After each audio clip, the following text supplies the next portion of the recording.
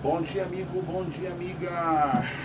Hoje é sábado, hoje é o dia do Senhor, o santo sábado do Senhor. Então hoje eu vou só falar as notícias do Brasil e do mundo, tá? E estudarmos juntos a lição, como eu prometi, da escola sabatina. Tá bom, gente? Ficou claro? Tá? Então a gente vai só passar uma rapidona, né, sobre a lição. Foi maravilhosa a lição, por sinal, essa semana, né? Hoje Cuiabá, agora é 7 horas e 43 minutos aqui no estúdio da New Life, da Orion Produções, né? 27 graus está fazendo Cuiabá, hoje a máxima vai ser 40 graus, tá? A mínima 27, 40 graus em Cuiabá. Então prepare-se, cuiabano, né? Hidrate-se muito, tome muita água de coco, tá bom? Muita água de coco, gente. Muita água de coco, sim senhor, sim senhora, né? E hidrate-se, né? Tome bastante água.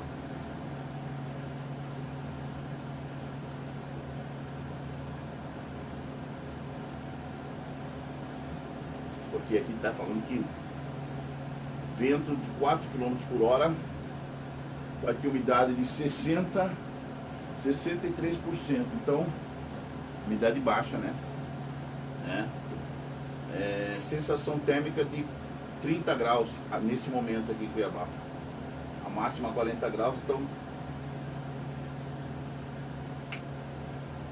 tem que cuidar, né? Essa água vermelha que eu tomo é água com hibisco, tá? Com a flor de hibisco. Ajuda a manter o peso, né? Emagrecer e tal. Um abraço pessoal de Alta Floresta, Rosário Oeste, Marzagão, Planalto da Serra, Primavera do Leste, Campo Verde, Jaciara, Barão de Melgaço, Poconé, Santo Antônio de Levergé, Chapada dos Guimarães, Rondonópolis, Estrela do Oeste, Vila Paredão, Novo São Joaquim, Jangada, Barra do Bugres, Tangará, já falei, Tangará da Serra, né? Cáceres, falei Poconé também, né? Poconé, Paranaíta, um abraço pessoal de Sorriso, de Sapezal, pessoal de Sinop, de Vera. Ah, Vera é uma cidade gostosa, eu já fui em Vera. Ai, que cidadezinha maravilhosinha, né? Tomara que estejam cuidando bem de Vera lá, né? O atual prefeito. Um abraço para todo mundo aí na Grande Mato Grosso, né? Pessoal de Rondonópolis, pessoal de Pedra Preta, né? Rondonópolis, uma cidade linda também. Cara, eu esqueci de colocar. Vocês me esperam só um pouquinho aí, tá bom, gente? Deixa eu colocar ali meu protetor aqui. Pera aí. Tô voltando já.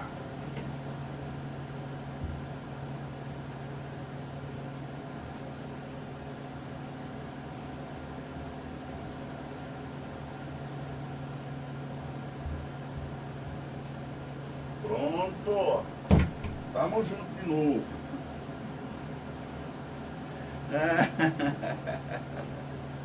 Ai, ô Cuiabá linda, ô povo maravilhoso de Mato Grosso.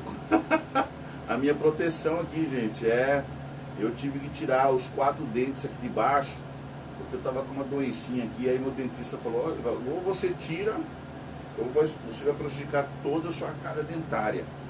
Então, por enquanto eu estou usando uma prótese, né? E depois vai colocar um implante, né? Vai colocar aqueles parafusinhos e colocar os dentes fixos, né?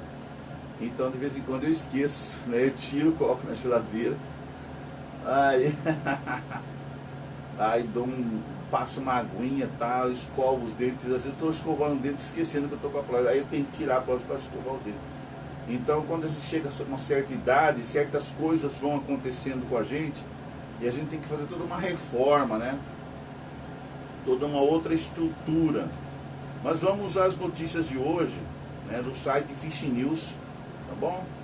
Antes, porém, eu queria lembrar vocês, gente, que nós estamos num sábado, tá bom? Hoje é o Dia da Natureza. Hoje é o Dia da Natureza. Gostaria que vocês participassem conosco aqui nesse QR Code, tá? Você pode ajudar. Você pode ajudar o site Fish News também. Campanha de R$1, tá? Você pode mandar na chave Pix do Fish News, 41 996 9649-0100, tá? Manda aí pro Fish News uma doação, ok? R$1, R$2, R$3, quando você puder, porque você pode muito, né? Pode ajudar muito, tá? Eu vou ver se eu consigo tirar essa semana ainda, se Deus quiser, eu vou tirar esse print aqui do Fish News, mandar fazer um quadrinho pra gente colocar aqui na frente também, tá bom? Campanha do R$1. Pix, a chave Pix 41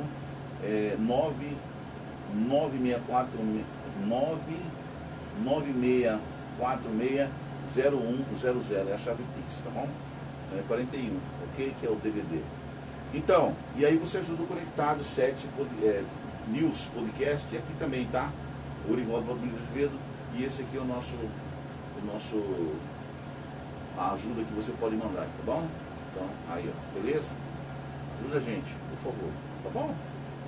Nós precisamos da sua ajuda, porque a gente só sobrevive com a sua ajuda, tá bom? Então, eu estava falando que hoje é Dia da Natureza, né? Esse dia 4 de outubro, né? 4 de outubro que você já está. Você está vendo como o ano está passando rápido? Está passando muito rápido esse ano, não é verdade?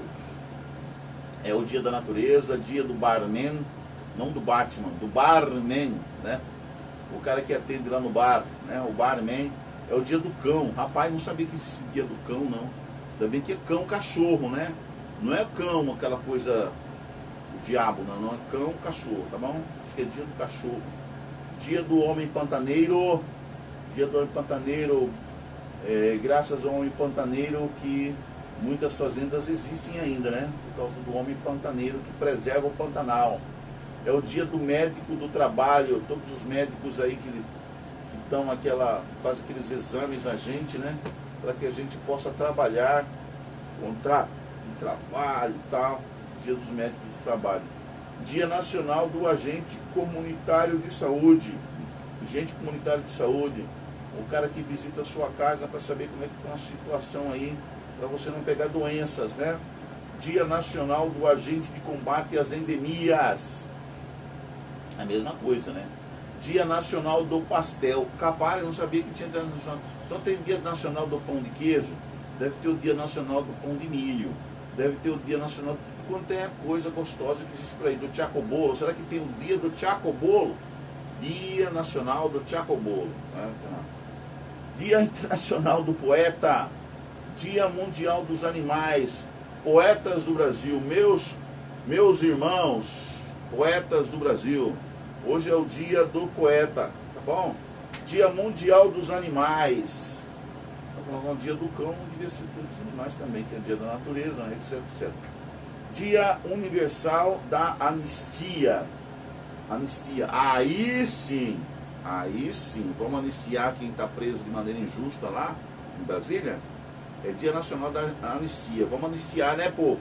Aí tem o pessoal da esquerda aí que são os mal acabados, malas, que não quer perdoar os irmãos. Eu fico perguntando assim, se esse pessoal da esquerda não quer dar anistia, como é que eles fazem a oração do Pai Nosso, hein? Porque a oração do Pai Nosso fala que é para nós perdoarmos, né? Não é verdade? E se você não perdoar, você não será perdoado, não é verdade? Não é isso? Dia Nacional da Anistia tem que ver com o Pai Nosso, né? Então eu fico perguntando para esse pessoal da esquerda que não quer anistia, apesar de todos eles terem sido anistiados no passado, né? Mas não querem anistia. Aí eu fico perguntando, como é que vocês fazem a oração do Pai Nosso, hein? E aí vem com essa mentirinha de que agora o Lula, né, a Janja estão indo à missa. Ah, o pessoal comunista agora virou cristão. Rapaz, o que esse pessoal não faz para ganhar a eleição, né? Para não enganar os trouxas, né? Só os trouxas serão enganados, porque eles sabem que comunista, ele não crê em Deus, tá?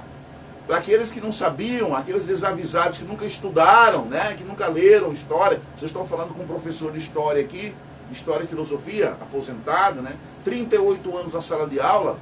O comunista não acredita em Deus. O comunista renega Deus, renega a religião. Agora aparece o presidente da República e a Janja, que lá na missa fazendo oração. Ah, vocês querem ser eleitos, né? Ô falsidade! Ô mentirosos! Né? Aí eu fico perguntando pro pessoal que não quer anistia lá, das pessoas que estão presas injustamente lá, né? Como é que vocês fazem a oração do Pai Nosso, hein, comunista safado? Hein, petista dos infernos? Petistas dos infernos? Vai lá sentar no colo do seu pai, o mentiroso, o capeta. Olha, fala, é o dia do cão, né? É o dia para você sentar. Ah, é sábado, Jorivaldo, não vai esquentar a cabeça, hoje é sábado. Dia Mundial da Anistia e Semana Mundial do Espaço, né? Desde hoje, dia 4 até dia 10 de outubro, né? Vai ser a Semana Mundial do Espaço, né? Os estudos do espaço sideral. Bom, eu não vou falar, como hoje é sábado, gente, eu não vou falar quanto está o dólar e tudo mais, só vou falar as notícias nacionais, tá? E as notícias internacionais, beleza? Notícia nacional tá hoje aqui tá cheio, beleza? Mas não vou falar nada em relação à economia não, tá? Só notícias nacionais. Vamos orar, né? Porque o negócio começou a esquentar aqui dentro, né? Quando você começa a falar de política brasileira, essa hipocrisia que tem na política brasileira, você começa a esquentar, o sangue começa a ferver. Vamos orar. Querido Deus, querido Pai, muito obrigado, Senhor, porque a gente está vivo, acordamos hoje, felizes, né? Mais um dia de vida, isso é sinal de que o Senhor está conosco, nos abençoando. Senhor, nos fortaleça, perdoa os nossos pecados, Senhor, ajuda-nos, Senhor, a encarar as lutas e os desafios do dia a dia.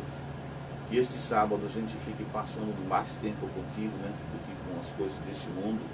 Nós tenhamos mais tempo contigo. Aliás, todo o tempo contigo, né, Senhor?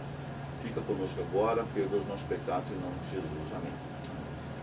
Vamos ao estudo da lição. Vamos tirar aqui um pouquinho, tá bom? Você me permite? Depois a gente volta às notícias. Vamos ao estudo da lição, tá? A lição desse trimestre que a gente vai estudar fala sobre Josué. Então fala sobre guerra, né? Guerreiro Josué. E Josué, ele foi um exemplo, né? Assim que Moisés teve que partir, porque Moisés já tinha 120 anos, tá? 120 anos comandando, liderando o povo de Israel, que ele conseguira, através de Deus, libertar, tirar do cativeiro egípcio. Eles foram escravos lá do cativeiro egípcio. E aí Moisés teve que descansar, né? O Arão já tinha falecido, o irmão de Moisés, o irmão mais velho que Moisés tinha, acho que 3 ou 4 anos mais velho que Moisés. Arão, o sumo sacerdote, já tinha falecido. Provavelmente a Miriam também, né, que é outra irmã de Moisés. Moisés com 120 anos, ele vai, Deus chama ele para subir no Monte Nebo. E lá no Monte Nebo, Deus mostra toda a terra prometida para ele, terra que ele não poderia entrar, ele não entraria com o povo lá. Por quê? Porque Moisés desobedeceu a Deus. Deus falou para ele falar com a rocha, e ele não falou com a rocha, onde o povo estava pedindo água, né? Ele bateu na rocha, ele feriu a rocha, e falou com zangado, nervoso, né? Aí Deus falou, porque você não me obedeceu, você feriu a rocha em vez de falar com ela, eu vou fazer você descansa. Então suba ao Monte Nebo, eu vou mostrar toda a terra prometida. E Deus mostrou toda a terra prometida para Moisés, né? Do norte ao sul, leste ao oeste, mostrou para ele em visão. E depois Deus mostrou também a Canaã celestial, a terra além, a terra prometida além, né? Para onde ele iria, e prometeu para ele que ele iria para lá. E aí Moisés faleceu, a Bíblia fala que Moisés faleceu, mas o seu túmulo jamais foi encontrado. O lugar onde o falecimento de Moisés jamais foi encontrado. Sabe por quê? Porque assim que Moisés faleceu, Deus mandou o anjo Miguel, o arcanjo Miguel, mandou o anjo do Senhor, veio levar o corpo de Moisés. E aí Satanás veio para reivindicar para ele o corpo de Moisés. Porque Satanás chegou falando que não, Moisés era dele. Por quê? Porque ele havia transgredido, ele havia pecado, né? Moisés havia pecado, transgredido. Mas Moisés, ao mesmo tempo que pecou lá, ferindo a rocha, ele pediu perdão, ele se arrependeu. Subiu ao Monte Nebo, obedeceu a Deus e tal. Então ele se arrependeu. Por ele ter se arrependido, Miguel veio e falou com Satanás, e disse assim: o Senhor te repreenda, Satanás, o Senhor te repreenda. Satanás fugiu, Miguel ressuscitou, ressuscitou Moisés. Miguel, na verdade, é Cristo, é Jesus, o anjo do Senhor, e levou Moisés para o céu. Moisés foi ressuscitado, vivo, para o céu. Deus levou ele para o céu. Tanto é que Moisés aparece para Jesus lá no Monte da Transfiguração. Vocês lembram? Monte Tabor, né? Lá em Israel, depois de mais de quantos, centenas de anos depois, né? Quando Jesus já estava aqui na terra, e Jesus teve a visão lá, né? Apareceu Moisés e Elias, né? No monte. Elias representando os que serão arrebatados vivos para o céu, e Moisés aqueles que aqui representam os que morrerão e serão ressuscitados e serão depois levados para o céu também. Então os dois aparecem para Jesus no Monte da Transfiguração. Deus também estava lá, né? E Deus fala para os discípulos de Jesus que estavam ali com ele, né? Se não me engano era Pedro, Tiago e João. Diz para eles: este é meu filho amado, a ele ouvi, né? A ele ouvi, escute o que ele tem falado, presta atenção no que ele está falando. E aí teve no Monte da Transfiguração. Moisés estava lá representando os mortos que morreriam e ressuscitariam, e Elias apareceu também para Jesus lá no Monte da Transfiguração, aconselhando, conversando com Jesus. O que eles estavam conversando com Jesus certamente tem a ver com o que aconteceria com Jesus dali a mais alguns dias, né? Jesus seria morto, levado lá para a crucificação lá em Jerusalém e tal, e provavelmente eles estavam falando para que Jesus tivesse força, né? Prosseguisse, porque daquele sacrifício que Jesus estaria fazendo ali, estaria fazendo pela humanidade, dependeria a ressurreição, né, dos vivos ressuscitados, na representação de Moisés, e também a transladação, né, daqueles que estariam vivos no dia da volta de Jesus, representação de Elias, né? Certamente isso aí. Mas vamos à lição dessa semana, que fala, o título é Receita para o Sucesso. Qual é a receita para o sucesso? Josué estava agora sozinho, ele tinha que liderar o povo para entrar na terra prometida. E Josué retirou-se para orar, para meditar, para conversar com Deus, né? Porque a responsabilidade estava sobre ele, para conduzir aquele tão grande povo, né? Para atravessar o Jordão e ir para além da terra prometida. E o anjo do Senhor vem ter com ele. Quem é o anjo do Senhor? Eu acabei de falar. Jesus, né? Miguel, Jesus. Então, aqui em Josué capítulo 1, verso 7, tem uma conversa do anjo do Senhor, de Jesus de Deus, né, com Josué. O texto diz, Jesus diz para Josué assim, ó: tão somente seja forte e muito corajoso, para que você tenha o cuidado de fazer segundo toda a lei que o meu servo Moisés lhe ordenou. Não se desvie dela, desvie de quem? Da lei. Não se desvie dela, nem para a direita, nem para a esquerda, para que seja bem sucedido por onde quer que você andar. Né? Josué capítulo 1, verso 7. Benjamin Zander, diretor mundial ou diretor musical da Orquestra Filarmônica de Boston, ministrou uma aula de interpretação musical, percebendo a ansiedade dos alunos diante da avaliação de seu desempenho, para deixá-los à vontade e incentivar seu máximo potencial. Ele anunciou no primeiro dia que todos receberiam nota 10. Segundo ele, essa nota não era uma expectativa a ser cumprida, mas uma possibilidade a ser vivida. O único requisito era que escrevessem uma carta nas 2 primeiras semanas do semestre que tivesse a data do fim das aulas, explicando por que eles mereciam aquela nota. O livro de Josué trata de novas possibilidades. Moisés, que liderou Israel por 40 anos, estava agora no passado. A saída do Egito e as peregrinações, marcadas por rebelião e teimosia, haviam terminado. Uma nova geração disposta a obedecer a Deus estava pronta para entrar na terra prometida. Não como uma expectativa a ser cumprida, mas como uma possibilidade a ser vivida. Durante esta semana, esse estudo, nós vamos estudar a maneira como Deus abriu um novo capítulo na vida de Israel e como Ele pode fazer o mesmo em nossa própria vida. Aí a lição teve 6 temas. Um dos temas foi o tema de domingo, né? Dia 28, foi um novo Moisés.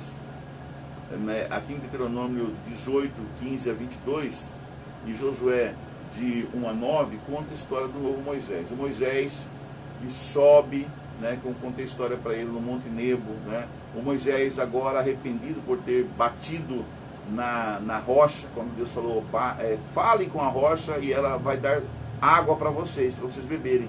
E Moisés foi lá teimosamente, né, depois de fazer um discurso para o povo ali, aquele povo rebelde, né? O povo de Israel sempre foi e sempre será um povo rebelde, um povo teimoso, né?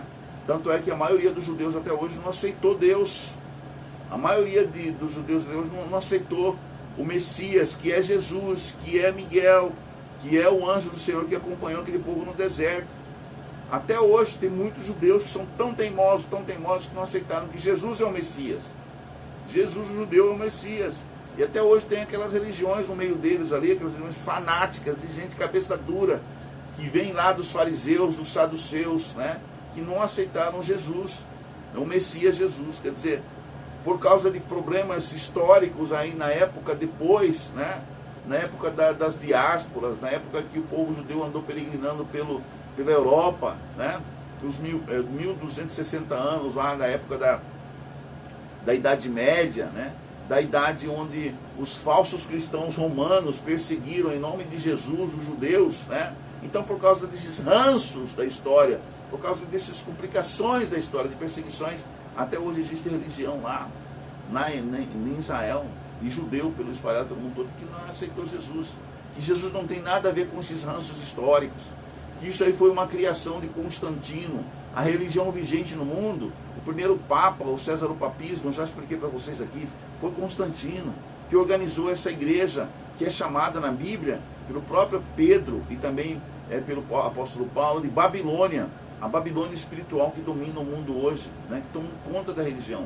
E Paulo falou que essa Babilônia espiritual criaria um sistema de domínio da igreja, da apostasia da igreja, em relação à palavra de Deus, e que o homem do pecado, né, dessa religião mundial, assentaria no trono de Deus, dizendo ser Deus, fazendo-se Deus, e era o anticristo, e faria o povo pecar, a humanidade toda pecar. E o que não é isso que nós estamos vendo?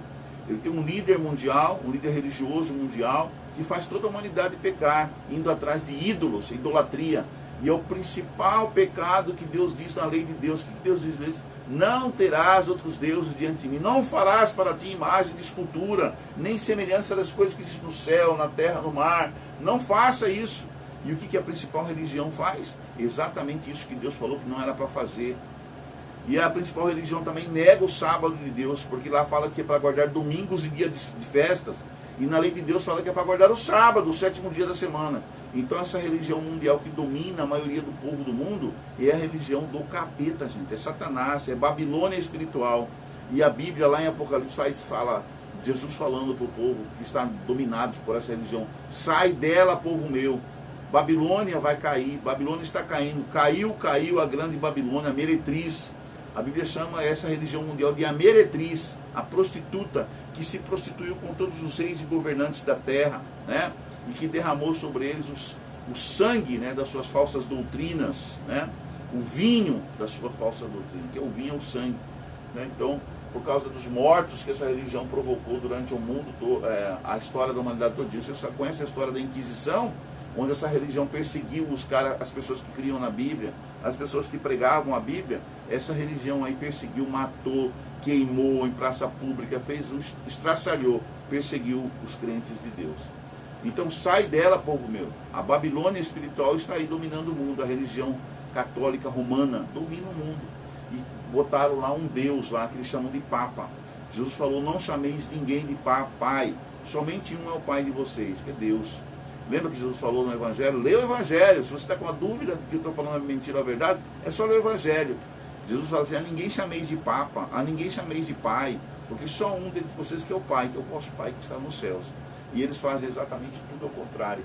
Eles preferem as tradições. E aí Jesus falou, em vão esse povo me adora, seguindo as suas próprias tradições, em vez de ouvir a minha palavra. Né? Eu guardei o mandamento do meu pai, e agora digo para vocês, se me amais, guardareis os meus mandamentos.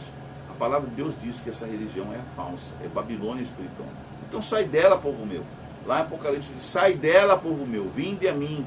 Então vinde a mim através da palavra de Deus. Quando você estuda a palavra de Deus, você não está apegado a essa religião. Você sai dela porque ela vive de tradições e não da palavra de Deus, tá? Em vão me adoram, ensinando e vivendo tradições humanas em vez de ouvir a minha palavra. E é a Babilônia, tá? Presta atenção no que os padres, no que os líderes dessa religião pregam. Eles pregam a igreja, eles pregam Maria, eles pregam criaturas, eles não pregam a Cristo Jesus. E quando pregam a Cristo Jesus é muito levemente. Mas eles dão o quê? Sempre Maria, Maria, Maria, idolatria, a idolatria. Esse dia mesmo, o novo Papa, ele foi lá e já santificou. O Papa tem autoridade de Deus para santificar. Olha só, isso é heresia, heresia. E santificou um menino aí, diz que é o menino, o santo da internet, né? Quem tem autoridade para santificar um ser humano é só Deus. Nenhum padre, nenhum papa, nenhum ser humano pode santificar ninguém, gente. Então tem toda essa santaiada que você vê aí, né? Nessa religião mundial, é idolatria. É idolatria. Sai dela, povo meu. A Bíblia fala, sai dela, povo meu. Leia Apocalipse. Leia Apocalipse, estude Apocalipse, entenda as profecias de Apocalipse, para você saber o que vai acontecer com essa religião mundial aí. Ela será destruída. Deus mesmo vai colocar o juízo dele sobre essa igreja e sobre o Vaticano. O Vaticano vai ficar escuro, o Vaticano vai ser destruído. Né? Vai ter uma praga que vai cair sobre o Vaticano. E também vai cair sobre todos aqueles que seguem a religião do Vaticano. E sabe como que as outras denominações seguem a religião do Vaticano? Adorando no falso dia que o Vaticano criou, que é essa religião mundial. Adorando no domingo. Né? Deus fala que é para adorar no sábado. A Bíblia é clara, toda a Bíblia fala que é para adorar no sábado. E essa religião faz com que todas as outras demais igrejas sejam suas filhas, as falsas, as prostitutazinhas, né? Porque também elas adoram no domingo. Elas não aguardam a lei de Deus. Elas não guardam a lei de Deus. Tá? E eu tenho como provar para vocês dentro da Bíblia, né? E dentro da história também, como historiador, que o sábado é o dia do Senhor. É o sábado o dia do Senhor, e não é o domingo. Não é o domingo. Eu provo na história e provo dentro da Bíblia também. Qualquer um teólogo que quiser debater comigo, qualquer um crente dessas denominações aí que quiserem debater comigo, eu só vi aqui no News aqui, no estúdio da News, né? News lá na The Life, e aqui no Orion Produções, e vocês verão, né? Pela palavra de Deus, um estudo franco, honesto, sabe? Dentro da palavra de Deus e dentro da história. Eu comprovo e provo para vocês o que eu estou falando aqui. Okay? Mas vamos ao estudo aqui. Um novo Moisés. Quem era esse novo Moisés? A pergunta é por que é relevante que o livro de Josué comece lembrando uma promessa relacionada ao que aconteceria após a morte de Moisés. Aí o texto de Deuteronômio 18, 15 a 22 e Josué 1, de 1 a 9, conta, né, toda aquela relação, o encontro de Moisés, de Josué também com Jesus, com Deus. Termina também falando sobre o que acontecera com Moisés, que Moisés, né, foi levado, que Moisés não era mais o líder, agora o líder era Josué. E a resposta seria o seguinte: embora Moisés tivesse morrido e Josué fosse o novo líder nomeado por Deus, existem paralelos entre eles. Ambos receberam a missão divina de conduzir seu povo à terra que havia sido prometida aos seus antepassados. Como o Senhor lhe disse a Josué: todo lugar em que puserem a planta do pé, eu darei a vocês. Como prometia a Moisés, Josué 1,3. Josué terminaria o trabalho que havia sido originalmente dado a Moisés. Josué era de fato um novo Moisés, tá? Porque aqui esse texto mostra que Deus já preparava a liderança e cumpre o que promete, né? Deus já preparava a liderança com Josué, para Josué, né? Você lembra que Josué era o menino de Moisés, ou seja, aonde Moisés ia, Josué ia junto. Vocês lembram? Desde o começo da historinha? Então, inclusive lá no monte, lá quando o povo estava transgredindo, lá na beira do monte Sinai, quando Moisés desce de conversar com Deus, estava descendo o monte, Josué chega até ele e fala: Senhor, eu estou ouvindo um barulho de batalha lá embaixo, né? Há uma confusão lá embaixo. Aí Moisés fala para ele: não é um barulho de batalha, né? Não é um barulho de festa. Está acontecendo uma festa lá embaixo, vamos descer. Aí eles desceram juntos. E quando eles descem, o que eles veem? O povo idolatrando, adorando o bezerro de ouro. Se há uma coisa que Deus repugna e odeia, é a idolatria. Então, se você dobra o seu joelho, e se você dobra o seu joelho a santo, a outra pessoa, a outra criatura que não seja Deus, meu amigo, você é um idólatra, tá? Idólatra. E Deus vai punir a idolatria, assim como puniu aquele povo que estava adorando o bezerro de ouro, lá na beira do monte, né? Lá no sopé do monte Sinai. Deus vai destruir todos os adoradores idólatras, adoradores de criaturas, adoradores de imagens, adoradores de... Deus vai destruir, tá? Então, se é um pecado que Deus abomina, é a idolatria. É o primeiro mandamento da lei de Deus. Leia lá o mandamento da lei de Deus em Êxodo capítulo 20. Êxodo capítulo 20, tá? E aquele mandamento não muda, é o mesmo para eternidade. Assim como Deus é eterno, o seu mandamento também é eterno. Em Êxodo capítulo 33, 11 e Números capítulo 14, 6, 30 e 38 e 27, 18 e 32, 12 e Deuteronômio 1, 38 e 31, 23, é só você conferir na sua Bíblia, e 34, verso 9, o que esses textos nos dizem sobre Josué. E aqui tem uma resposta resumida, que diz assim: esses textos dizem que Josué foi escolhido por Deus. Ele era cheio do Espírito e fiel para continuar a missão de Moisés. É só você ler esses textos que eu acabei de dizer aí, você vai ver. Josué, ele foi escolhido por Deus para continuar a missão de Moisés. Okay? Nesse momento da história, a promessa de que Deus levaria um profeta semelhante a Moisés, Deuteronômio 18, 15, ainda era uma possibilidade, não uma realidade consumada. As palavras e abertura do livro de Josué lembram o leitor dessa promessa e ao mesmo tempo criam uma expectativa de seu cumprimento. Embora tivesse morrido, Moisés ainda ocupa grande parte do primeiro capítulo. Seu nome é citado 10 vezes, enquanto o de Josué apenas 4 vezes. Moisés é chamado de servo do Senhor, enquanto Josué é referido como o auxiliar de Moisés. Josué 1:1. Levaria uma vida inteira de obediência e serviço fiel para que Josué recebesse o título de servo do Senhor. É o título que ele recebe em Josué, capítulo 24, verso 29. Josué é o servo do Senhor. Capítulo todo, né? A história toda ali, para receber esse título. Mesmo que o primeiro capítulo de Josué apresente a transição entre os dois grandes líderes de Israel, o personagem mais importante é o próprio Senhor, cujas palavras abrem o livro e cuja direção é o seu tema principal. Não há dúvida sobre quem é o verdadeiro líder de Israel. É o Senhor Deus. O Senhor Deus é o verdadeiro líder de Israel. Então, por isso que todas as nações hoje, elas podem se voltar contra Israel. Eles vão se dar mal. Eles vão se dar mal. Porque Israel, historicamente, é o povo de Deus. E não deixará de sê-lo. Ok, gente? Presta atenção aí, os políticos de plantão, né? Os políticos que ficam do lado do Hamas, do Hezbollah, né? Que ficam do outro lado contra Israel. Presta atenção, políticos, vocês estão do lado errado. Porque a Bíblia deixa claro isso aí. A palavra de Deus deixa claro que o Israel é o povo de Deus. Historicamente, politicamente e o será espiritualmente para todo sempre. Jerusalém é a cidade de Deus. Vocês não podem tocar em Jerusalém. Toda vez que vocês tocarem em Jerusalém ou quererem guerra contra Israel e contra Jerusalém, vocês vão se dar muito mal. Muito, muito mal. Porque quem é o protetor daquela terra é a Terra Santa, e todo mundo a reconhece assim como Terra Santa, entendeu? Se darão mal, muito mal mesmo. Por isso que eu falo para vocês, sai da esquerda, sai do comunismo, sai do muçulmanismo e volte-se para o Deus verdadeiro. Voltem-se para o Deus verdadeiro, porque Ele está voltando, né? Ele virá, né, nas nuvens do poder e grande glória, né? Ele veio aqui, morreu por nós, viveu como ser humano aqui. Ele entende o ser humano porque ele viveu como ser humano. Ele sabe o que é ser humano, tá? E ele virá nas nuvens dos céus em breve, o Senhor. O Senhor virá nas nuvens dos céus.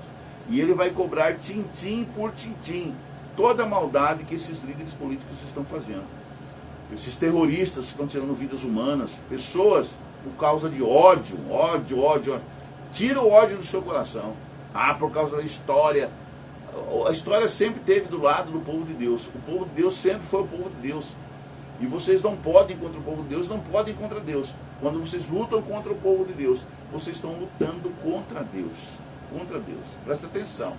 Não façam essa besteira, porque vocês estão do lado errado. Vocês estão sendo bodes ao invés de ovelhas. Deus quer ovelhas. O seu povo é ovelha. O seu povo é trigo. E não é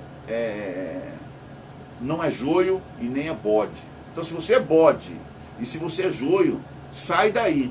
A Bíblia fala assim: sai dela, povo meu. Se você tem sinceridade no seu coração, você vai sair desse movimento errado que você segue, quer religiosamente, quer politicamente, e virar para o povo de Deus. E virar para o lado certo da história. Ok? Então acorde enquanto há tempo de você acordar. Porque se depois que você não acordar e continuar morto, né, nas trevas espirituais e nas trevas políticas, o azar só será o seu. Tá? Atravesse, tome, divida, sirva. Essa foi a lei que Deus deu para Josué. Josué, ele estava ali, né, no dilema, se ele devia atravessar ou não o Rio Jordão. Ele devia tomar ou não as cidades que estavam do lado de lá, né, um povo que estava do lado daquelas cidades lá. Ele devia dividir o povo de Israel em bandos, né, a fazer toda uma estrutura de guerra, né? Ele devia servir a Deus, servir o povo ou não. E aí Deus fala: olha, atravesse o Jordão, tome as cidades que estão lá do outro lado, né? Divida e sirva esse povo. A melhor maneira de você ser um líder do povo é ser o que? Serviçal. Servir o povo, ser um servo. Né? Qual que é o melhor líder? É aquele que melhor serve, é aquele que melhor ajuda a todos. Né? Então, Josué capítulo 1, o que esse primeiro capítulo nos mostra sobre como o livro de Josué está dividido.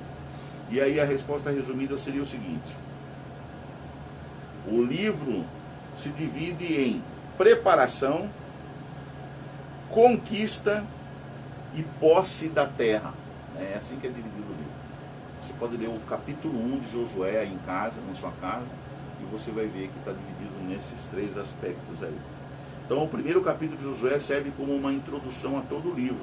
Ele está dividido em 4 partes, que correspondem às 4 seções principais do livro: travessia, conquista, divisão da terra e serviço por meio da obediência à lei. Deus fala que tem que obedecer à lei, né? Nós temos que ser obedientes à lei de Deus. Podemos ver o livro de Josué como uma série de iniciativas divinas. Em cada uma, Deus confia a Josué uma tarefa específica relacionada à conquista de Canaã, e cada tarefa a ser concluída com sucesso é reconhecida mais tarde no livro. No fim, as promessas de Deus a respeito da ocupação da terra prometida seriam cumpridas. A partir daí, a responsabilidade de manter a terra estava nas mãos dos israelitas, e só poderia ser realizada pela fé verdadeira e pela obediência que dela resulta. As iniciativas de Deus são expressas por 3 verbos: cruzar, tomar e dividir. Cada uma dessas iniciativas recebe a resposta adequada da obediência do povo, que deriva da iniciativa final, o serviço. O livro de Josué possui 4 seções principais, e em cada uma delas um conceito específico, e é destacado pela presença de uma palavra hebraica. Primeiro, atravessar, Josué 1, de 1 a 5 e 5, 12. Atravessar, Josué 1, de 1 a 5, 12. Tomar, segunda, tomar, Josué 5, de 13 a capítulo 12, 24. A terceira, dividir, Josué 13, de 1 a Josué capítulo 21 a 45, verso 45. E a quarta, servir, Josué 22, de 1 ao último capítulo, Josué 24, 33. Então a estrutura do livro de Josué transmite sua mensagem principal: As iniciativas de Deus não se realizam de forma imediata e automática e exigem a resposta fiel de seu povo. Diante de tudo que Deus fez por nós, incluindo tudo o que não podemos fazer por nós mesmos, somos chamados a responder com obediência. Foi assim que sempre aconteceu em toda a história sagrada e continua assim hoje. A descrição do povo de Deus no tempo do fim, em Apocalipse 14, verso 22, ou Apocalipse 14, verso 12, Apocalipse 14, verso 12, transmite a mesma ideia. A fé no que Deus fez por nós deve nos levar à obediência. Tá? Quem não é obediente a Deus não entrará no reino dos céus. Simplesmente assim. Quem não é obediente à lei de Deus não entrará no reino dos céus. Deus não vai levar para os céus os desobedientes, os insubmissos. Não os levará. Então, se você realmente quer ver no reino de Deus, você vai ter que, meu amigo, abandonar o pecado, né? Homossexualismo, se você o pratica, você deixar de ser homossexual, entendeu? Se você é um assassino, você vai ter que deixar de ser assassino. Se você era um roubador, um ladrão, vai ter que deixar de ser ladrão. Se você era um mentiroso, você vai ter que deixar a mentira. Se você era uma pessoa que cobiçava, cobiçoso, vai ter que deixar a cobiça, né? Se você era desobediente ao seu pai e à sua mãe, você vai ter que deixar a desobediência e honrar o seu pai e sua mãe.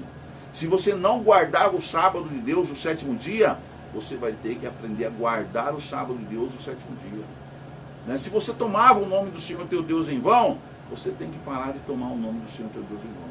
Se você se prostrava diante de imagens e adorava imagens de escultura, ou outros deuses que não seria Deus, você vai ter que deixar de fazer isso.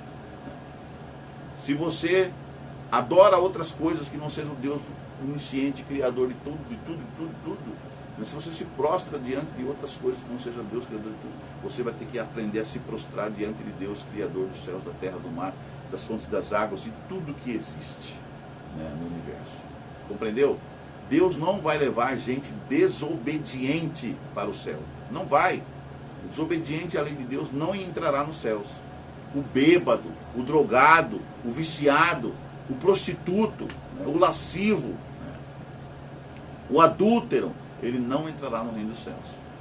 Então você tem que viver uma vida diferenciada, você tem que procurar a santificação, você vai ter que procurar Jesus Cristo para ele te curar. E só um pode te curar, só Jesus Cristo pode te curar. Ele é o curador, né? Jesus Cristo é o médico dos médicos, ele é o psicólogo dos psicólogos, ele é o psiquiatra dos psiquiatras, e assim vai, né? Ele é o poeta dos poetas, é o engenheiro dos engenheiros, é tudo, né? Arquiteto dos arquitetos. Vai a Deus, é Ele e unicamente Ele que pode curar você, ok? Herdeiros das promessas. Em Josué capítulo 1, verso 2, o Senhor disse ao líder de Israel que daria a terra a eles. Por outro lado, no verso seguinte, o texto hebraico indica que Deus já a havia concedido. Como entender isso? A terra prometida era uma dádiva do Senhor e o seu verdadeiro dono. Deus é o verdadeiro dono da terra prometida. Em Josué 1, 2 e 3 encontramos duas formas diferentes do verbo dar, que revelam dois aspectos importantes da herança da terra. A primeira forma expressa o processo de dar a terra. A maior parte da terra prometida ainda não havia sido tomada. Em Josué capítulo 1, verso 3, o verbo é usado em sua forma verbal perfeita, dando a impressão de que a terra já havia sido dada a eles. Quando Deus é sujeito de tais ações, a forma gramatical é chamada de perfeito profético. O que Deus promete em sua palavra é tão seguro que podemos confiar nisso como se essa realidade já tivesse se cumprido. O verso 3 utiliza a palavra do plural, puserem, vocês. Portanto, a promessa não era dada apenas a Josué, mas a cada um do povo de Israel. E o fato de que Deus havia feito essa promessa a Moisés mostra que Deus estava dando continuidade às suas ações. Além disso, o termo hebraico kol, conduzido como todo, toda, todos, é repetido várias vezes no primeiro capítulo, expressando a totalidade e integridade essenciais para atingir o propósito dado a Josué. O sucesso na conquista futura da terra prometida dependia de um alinhamento perfeito entre Deus, Josué e o povo de Israel. Leia Josué capítulo 1, verso 4 a 6 e Hebreus capítulo 6, 17 e 18 aí na sua casa. E naquele momento a terra prometida era apenas uma promessa, mas Deus a chamava de herança, o que significa ser herdeiro das promessas de Deus. O que significa? Resposta sugestiva diz assim: confiar que o que Deus promete já é certo, mesmo antes de se cumprir. Então é isso que significa ser herdeiro das promessas de Deus. Confiar, né, que o que Deus promete já é certo, mesmo antes de ser cumprido. Ok? As promessas de Deus não são algo mágico ou místico. Elas não têm em si mesmas o poder de garantir seu próprio cumprimento. A garantia de que elas se tornarão realidade está na presença de Deus, que diz: estarei com você, Josué capítulo 1, verso 5. De fato, a presença do Senhor foi essencial para a sobrevivência de Israel. Sem ela, os israelitas seriam apenas mais uma nação dentre muitas, sem chamado, identidade ou missão especial. A presença do Senhor era tudo o que Josué precisava para ser bem-sucedido. Hoje, a realidade continua sendo a mesma. E é por isso que Jesus nos faz a promessa de Mateus capítulo 28, verso 20. Você sabe qual que é a promessa de Jesus em Mateus 28, 20? Vamos ler? Mateus 28, 20.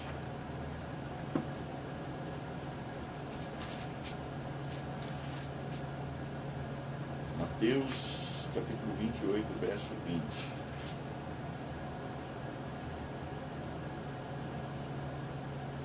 Ensinando-os a guardar todas as coisas que tenho ordenado a vocês. E eis que estou com vocês todos os dias até o fim dos tempos. Né? Deus estará conosco todos os dias até o fim dos tempos. Mas se nós temos que fazer o quê? Ensinar as pessoas a guardar os mandamentos de Deus. Então o objetivo da igreja de Deus atualmente no mundo hoje é o quê? É ensinar as pessoas. Qual que é o objetivo da igreja, gente? É pregar o evangelho, é ensinar as pessoas todas as coisas que Deus nos ensinou, que Deus nos trouxe através da Escritura Sagrada, da Bíblia. A Bíblia é o livro de Deus, é a palavra de Deus. Então quando você ensina a Bíblia para as pessoas, você está cumprindo o mandamento de Deus e você está garantindo que Deus está conosco, que Deus está com você, comigo, todos os dias, até a consumação dos séculos. Ok? É isso aí. Quarta-feira falou sobre seja forte, né? Então, seja forte. Josué capítulo 1, 7 a 5, fala sobre isso, de ser forte. Ser forte e corajoso, estou com você. Porque o Senhor repetiu duas vezes a Josué. Porque o Senhor repetiu duas vezes a Josué a necessidade dele ser forte e corajoso. Por quê? Resposta sugestiva.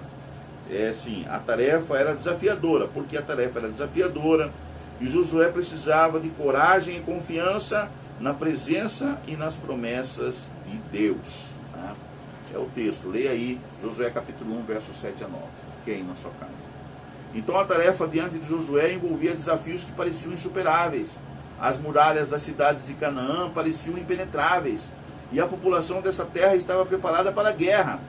Por outro lado, os israelitas simples, nômades, não possuíam nem mesmo as máquinas de guerra mais primitivas para enfrentar as muralhas fortificadas.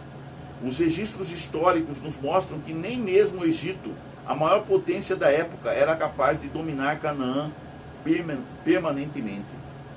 No entanto, o chamado para que Josué fosse forte e corajoso não estava relacionado apenas às estratégias de guerra. Força e coragem eram necessárias para permanecer fiel à Torá, à lei de Deus, e seus requisitos específicos que definiam a aliança de Israel com Yahvé, o Senhor. Então, gente,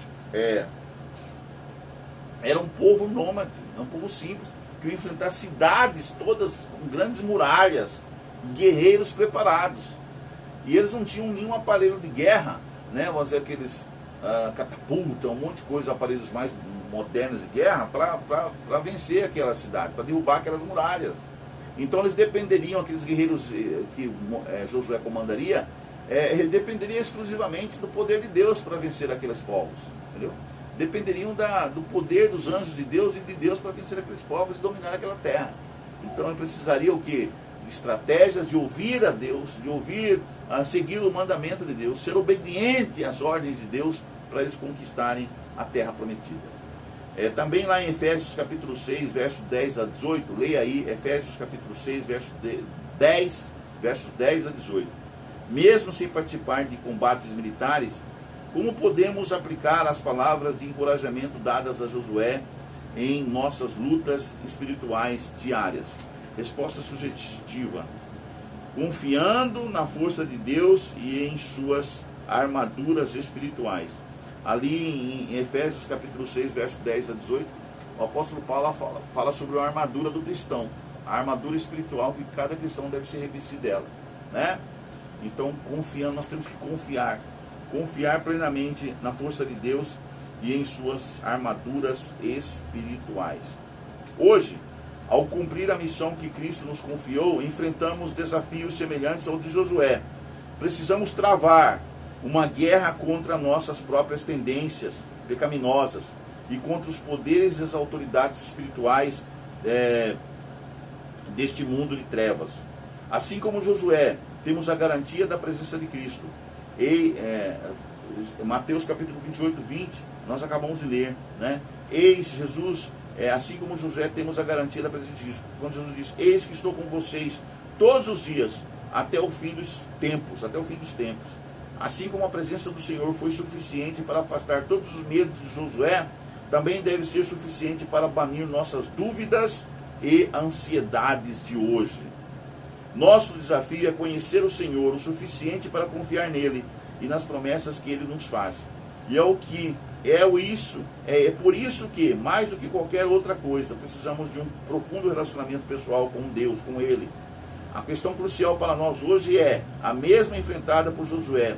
Como podemos permanecer fiéis ao que a palavra de Deus diz, mesmo quando isso é impopular ou inconveniente? Hoje o mundo traz assim que obedecer a Deus nos dias de hoje, obedecer a lei de Deus de hoje, é impopular, é inconveniente. A verdade de Deus nos dias atuais, nos dias modernos, ou pós-modernos, ou pós-pós-modernos, é inconveniente. A verdade de Deus não é popular, ela é impopular. Agora, como obedecer a Deus, mesmo sendo suas verdades hoje impopular, né? Mesmo sendo na sociedade de hoje que navega a favor, né, do que a maioria faz, você navegar ao contrário, você nadar contra a correnteza, né, é uma coisa meio louca. Como fazer, né, nos dias atuais? Quando todo mundo vai para a balada e você não vai. Quando todo mundo fuma e bebe e usa drogas e você não fuma, não bebe e não usa drogas. Quando todo mundo está aí adorando o Deus do consumismo, né? Do capitalismo, do consumismo, e você não é consumista, e você não é capitalista. Quando todo mundo compra de tudo e você não compra, né? E você é uma pessoa de reservada. Quando todo mundo adora no domingo e você adora no sábado, né? Quando todo mundo obedece às autoridades com leis aí esdrúxulas, e você não obedece a essas leis, porque você obedece à lei de Deus, que é a lei verdadeira, né? Como caminhar no mundo que caminha para o inferno, que caminha para a destruição, e você não quer ir para o inferno, você está vindo ao contrário, você quer ir para o céu, você quer andar no caminho estreito, né? Como ser fiel nesses tempos de crise, né? Nesses tempos de absolutamente coisas mais absurdas estão acontecendo, né? E você é diferenciado, né? Então você precisa entender isso, você precisa ter essa convicção de que Deus está com você até o tempo do fim. Quinta-feira fala sobre próspero e bem-sucedido. Leia Josué capítulo 1, do verso 7 ao verso 9. Também leia Gênesis 24, 40. Gênesis 24, 40. Isaías capítulo 53, verso 10. E o Salmo capítulo 1, verso de 1 a 3. Com base nesses textos bíblicos, o que significa prosperar e ser bem-sucedido? Resposta sugestiva. Significa ser guiado por Deus, obedecendo a sua palavra, produzindo frutos que refletem sua vontade. É isso que significa. Vou repetir. Significa ser guiado por Deus, obedecendo a sua palavra, produzindo frutos que refletem a sua vontade. O termo hebraico é Tzalakar, ou próspero. Esse termo está em Josué 1:8. O que é ser próspero? Significa realizar de maneira satisfatória aquilo que foi planejado ou viver um estilo ou um estado de circunstâncias favoráveis. O termo shakal, bem-sucedido, é Josué capítulo 1, verso 8. Também pode significar ser prudente ou agir sabiamente. Ocorre frequentemente em Jó, Provérbios e Salmos, onde a noção de sucesso está intimamente ligada a agir com sabedoria, temendo a Deus e obedecendo a sua palavra. Nessa percepção, o sucesso não é necessariamente definido como ter prosperidade material, embora não a exclua. O verdadeiro sucesso é viver em harmonia com os valores e princípios espirituais que estão na base do mundo criado por Deus e que são expressos em sua lei. De fato, confiar nas promessas de Deus, especialmente na salvação pela fé somente, e obedecer sua lei não se opõem um ao outro, representam dois aspectos da vida cristã. Meu amigo, se você for obediente a Deus, for fiel a Deus, com certeza você prosperará em todos os aspectos. Né? Você prosperará, será bem sucedido, né? Você será prudente, você vai agir sabiamente, ok? Você vai ter sucesso na vida. É só você ser fiel. É só isso que depende. A sua prosperidade, o seu sucesso na vida, né? O seu bem-suceder na vida. Romanos capítulo 3, 31. O que esse texto diz sobre a relação entre lei e fé? Vamos lá? Romanos capítulo 3, 31. Vamos ler o texto? Romanos 3, 31.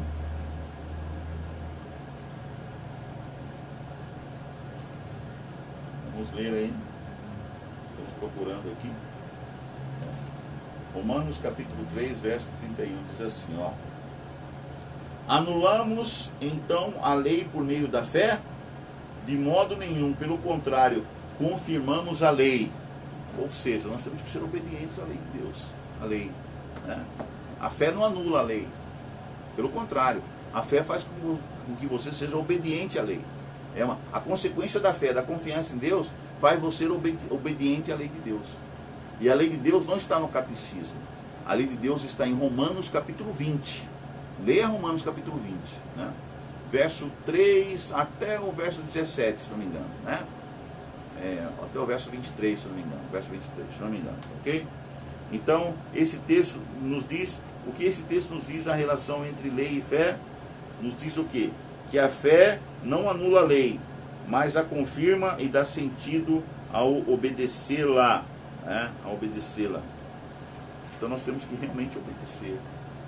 Ter confiança que Deus, Ele nos dá força para obedecer a sua lei. Né?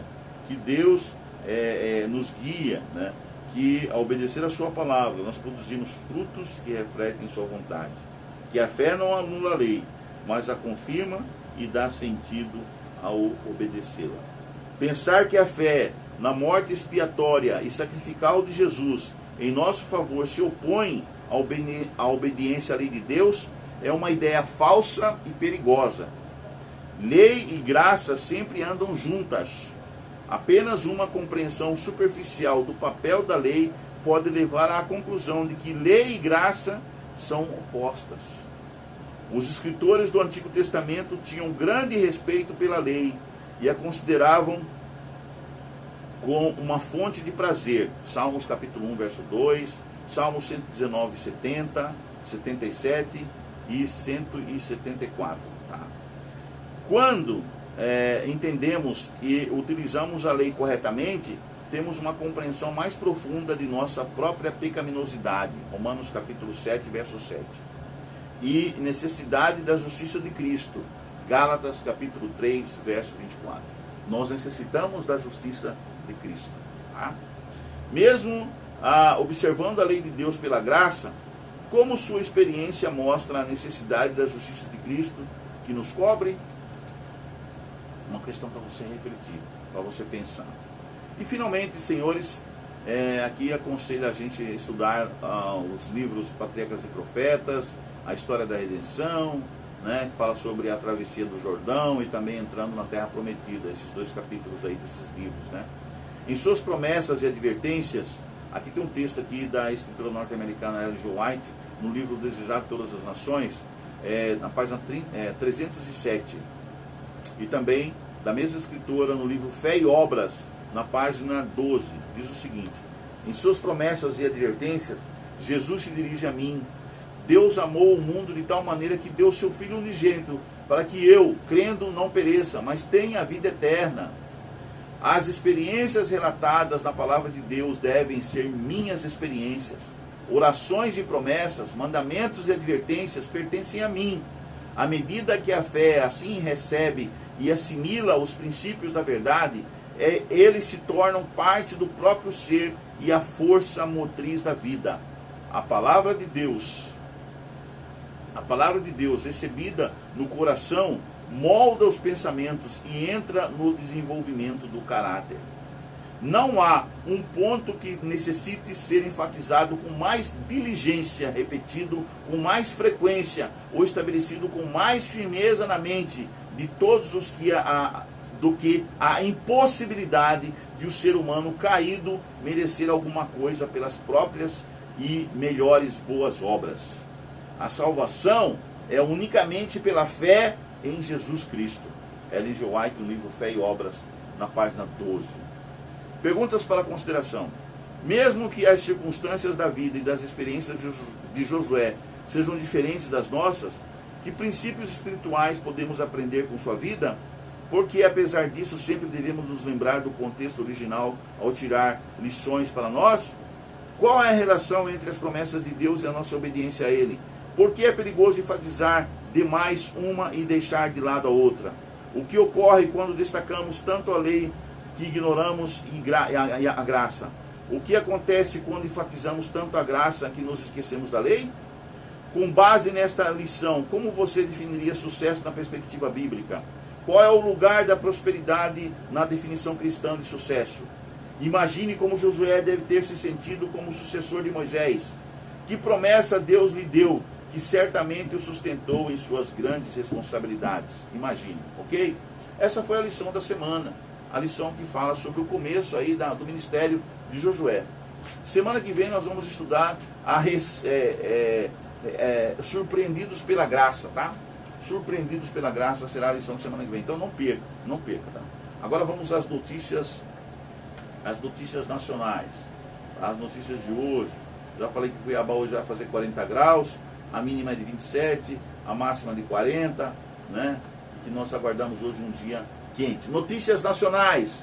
Comissão de Constituição e Justiça e de Cidadania, CCJ, da Câmara dos Deputados, aprova Cadastro Nacional de Invasores de Propriedade proposta. E é de autoria do deputado Rodolfo Nogueira, presidente da Comissão de Agricultura e Pecuária da Casa. Edson Fachin leva julgamento sobre cotas em transporte de valores ao plenário do STF. O presidente do Supremo Tribunal Federal apresentou um pedido de destaque para levar ao plenário físico da Corte o julgamento sobre a base de cálculo das cotas de contratação de jovens aprendizes e de pessoas com deficiência, os PCDs, em empresas que atuam no setor de transporte e escolta de numerários, bens e valores. É uma coisa que está sendo bem colocada aí. Superior Tribunal de Justiça envia à Procuradoria-Geral da República, a PGR, a ação do Rumble contra Alexandre de Moraes. Disputa começou quando a plataforma se recusou a cumprir determinações para remover perfis acusados de ataques à democracia, como o do blogueiro Alan dos Santos. Cara, o cara quer interferir na liberdade de expressão. Aí ele tentou até mandar uma ação contra Rumble, né? Ele vai perder, logicamente, nos tribunais internacionais. Não tem como passar, Alexandre. Alexandre deu uma bobeira.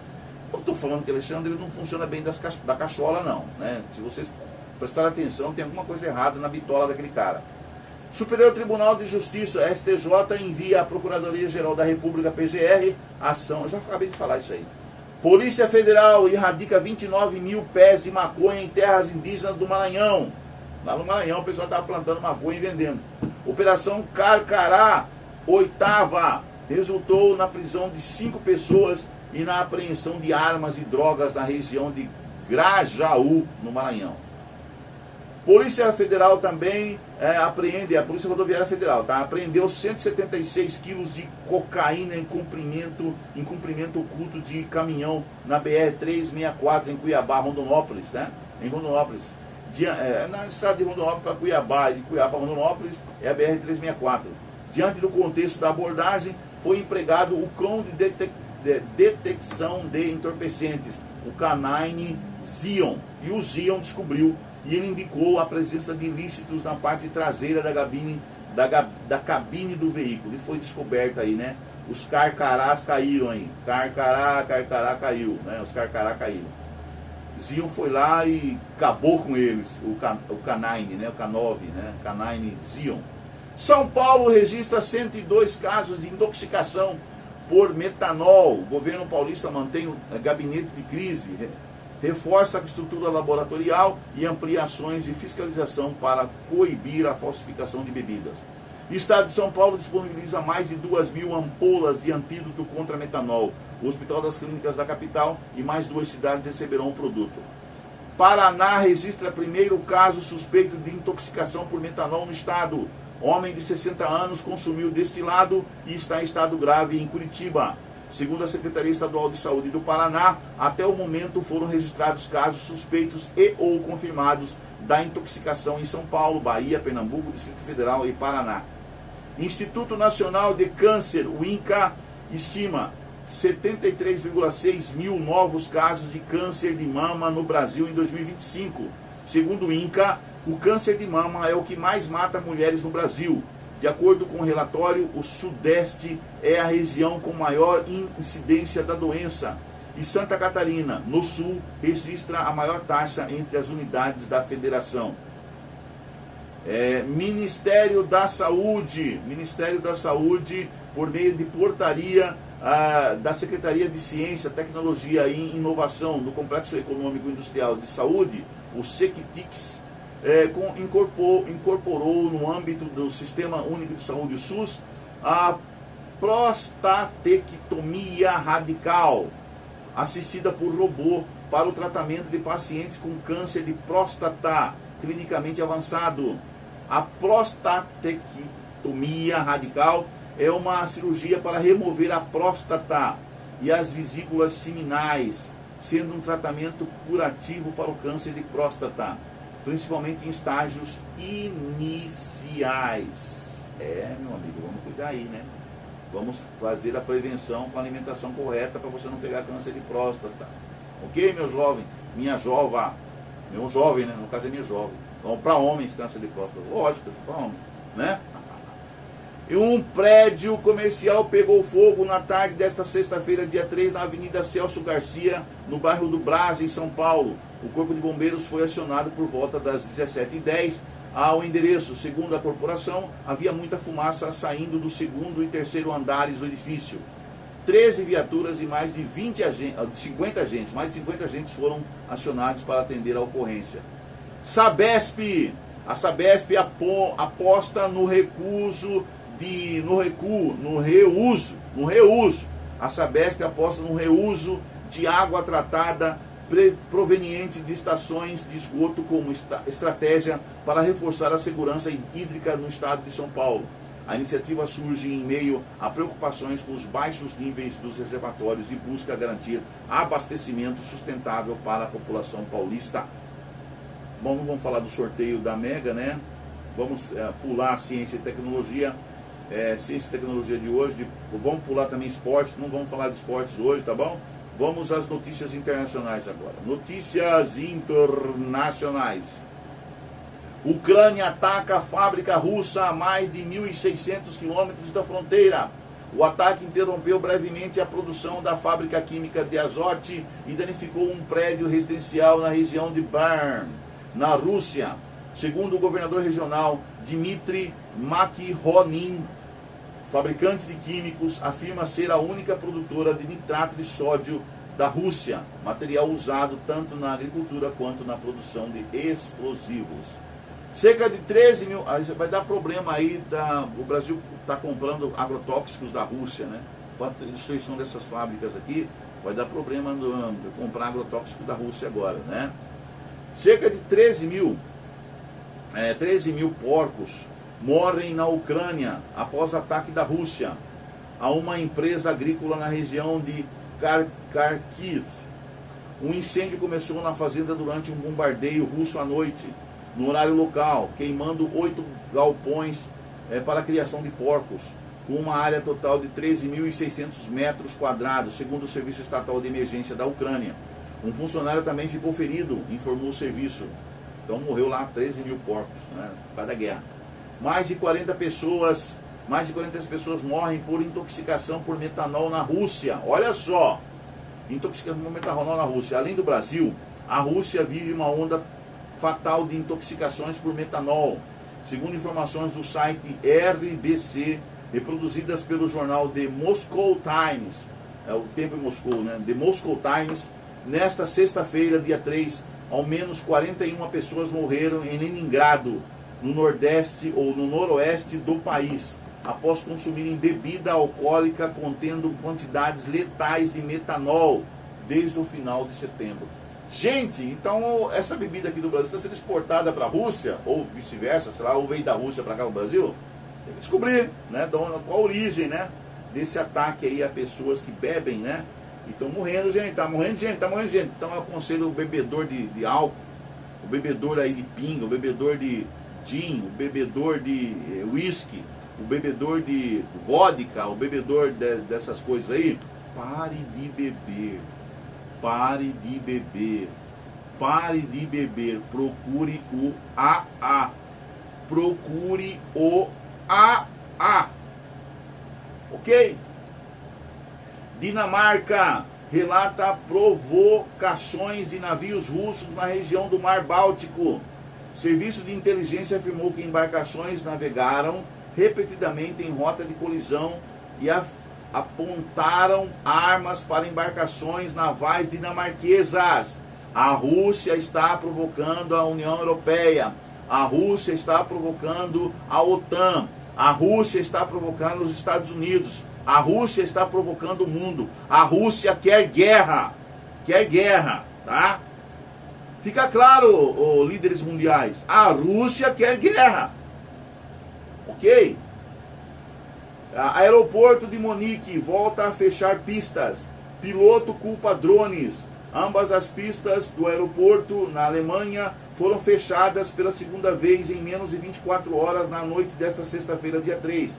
O piloto de um dos voos que foi cancelado informou aos passageiros que drones russos haviam sido avistados novamente. Olha só. Inundações em resort na Bulgária alagam ruas e deixam 3 mortos. Exército e bombeiros enviaram barcos com equipes de resgate para ajudar pessoas em áreas alagadas. Espanha busca tornar aborto direito constitucional em 40 anos após legalizá-lo. Se aprovado, o país será o segundo a adotar medida depois que a França o fez no ano passado. Por isso que esses países estão amaldiçoados, né? Estão legalizando a morte de crianças ainda não nascidas, o aborto. Não é de estranhar que a França está uma desgraça e a Espanha vai caminhando para a mesma desgraça, né? Ao liberar o aborto. Inglaterra nomeia a primeira mulher arcebispa para liderar a igreja anglicana. Shara Mullally é a ex-enfermeira e não estava entre os nomes favoritos para o cargo, mas foi nomeada a bispa, ou seja, a papisa, né, da igreja anglicana. Ah, Deus. Grão-duque de Luxemburgo abdica do trono e príncipe herdeiro assume, né? Realeza e chefes de Estado de países vizinhos compareceram à cerimônia nesta sexta-feira, dia 3. Italianos realizam greve em apoio à flotilha interceptada por Israel. Sindicatos organizaram manifestações em mais de 100 cidades. Morram de fome, né? Porque não vai entrar lá, não. O exército israelense, né, o mundo não vai deixar flotilhas entrarem lá, não. Então, vão fazer greve de fome, então morram de fome, tá ok? Deixa pra lá. italianos ali. Israel intercepta o último barco da flotilha de Gaza e inicia deportações. Missão começou no final de agosto com 42 embarcações e pelo menos 450 participantes. Os organizadores da flotilha global Sumud declararam que a embarcação Marinette foi interceptada a cerca de 79 quilômetros de Gaza. A rádio do exército israelense informou que a marinha assumiu o controle do último navio da flotilha, deteve os ocupantes e que a embarcação estava sendo conduzida ao porto de Asdod, em Israel. Hamas concorda em libertar reféns como parte do acordo dos Estados Unidos da América. O grupo terrorista Hamas palestino sinalizou prontidão para entrar em negociações para discutir os detalhes do acordo. Irã executa 7 pessoas acusadas de laços com Israel, diz mídia iraniana. 6 militantes árabes e um curdo foram mortos acusados de assassinar agentes de segurança e um clérigo. Sobe para 13 o número de mortos em escola que desabou na Indonésia. Equipes de resgate continuam buscas por mais de 50 estudantes desaparecidos. Acidente com trator carreta em Kanduva, né? Madhya Pradesh, na Índia, deixa 11 mortos que iam para festival. Veículo capotou e caiu em lago em região no centro do país. Canadá alerta viajantes com passaporte sem gênero sobre entrada nos Estados Unidos da América. Embora o governo do Canadá imita passaportes com um identificador de gênero X, ele não pode garantir sua entrada ou trânsito por outros países, diz o novo aviso. O aviso diz que os viajantes ainda podem ser solicitados a fornecer informações sobre sexo ou gênero, seja masculino ou feminino. Só existe 2 sexos, masculino ou feminino, não existe mais que isso. Mais que isso é invenção aí, ok? Só existe 2 sexos, masculino e feminino. Ponto final. Casa Branca alerta para graves consequências se Hamas rejeitar plano de paz. Grupo terrorista não participou das negociações dos termos da proposta dos Estados Unidos da América. Governo Trump reverte cortes de verbas antiterrorismo para Nova York. A governadora do estado, Kate Hochul, comemorou a decisão do presidente americano. Estados Unidos da América anunciou um novo ataque contra barco com drogas perto da Venezuela. O secretário de Guerra dos Estados Unidos da América, Pete Hegseth, é isso? Pete Hegseth, tá? É o secretário de Guerra dos Estados Unidos.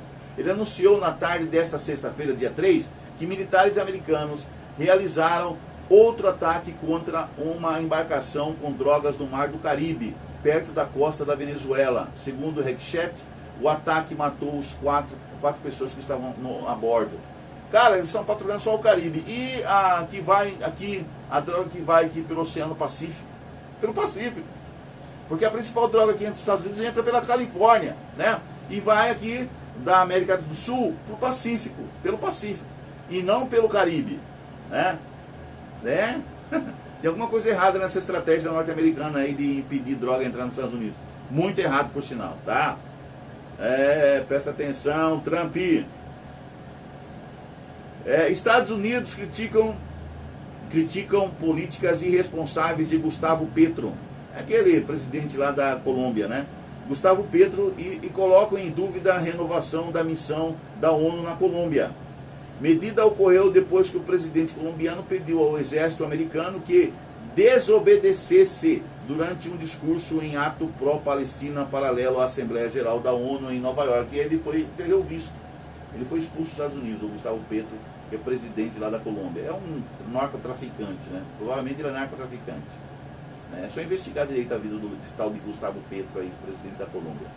Presidente da Colômbia, Gustavo Petro, condena ataque dos Estados Unidos a barco na costa da Venezuela. Claro, interesse dele mandar droga para os Estados Unidos. Ele é narcotraficante. Petro rejeitou a alegação dos Estados Unidos de que os barcos transportavam narcotraficantes ou narcoterroristas. Era a droga dele. Estava sendo levado do barquinho lá. Ai, Petro, para de usar muita cocaína. Você está com muita cocaína na cabeça, presidente. Presidente Nayib Bukele bane uso de linguagem neutra nas escolas públicas de El Salvador. A medida foi formalizada pelo Ministério da Educação, Ciência e Tecnologia de El Salvador. Nayib Bukele, né, que é o Bukele, que é o presidente de El Salvador. Comandado pela ministra militar Carla Trigueros, que vem realizando diversas reformas na pasta e na educação do país. Pessoal, essas foram as notícias de hoje. Eu não vou falar também os eventos históricos, tá? Espero que vocês tenham gostado. Um bom dia, um feliz sábado. Shabbat Shalom para vocês. Tchau. Até o próximo Conectados. Bye, bye.